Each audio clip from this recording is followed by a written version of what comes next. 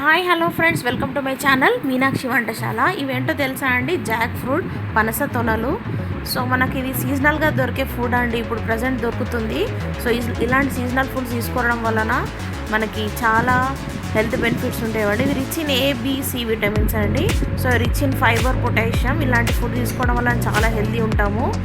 So మెయిన్గా ఇందులో వచ్చే సీడ్ కూడా చాలా హెల్తీ అండి. సో ఇందులో ఒక సీడ్ వస్తుంది, అది మనం సీడ్ తిన్న తర్వాత కడిగేసుకొని వాష్ చేసేసుకొని ఆరిన తర్వాత డ్రై రోస్ట్ చేసుకోవాలండి. ముక్కుడులో వేసేసి డ్రై రోస్ట్ చేసుకున్నాక పైన ఒక బ్లాక్ లేయర్ ఫామ్ అవుతుంది.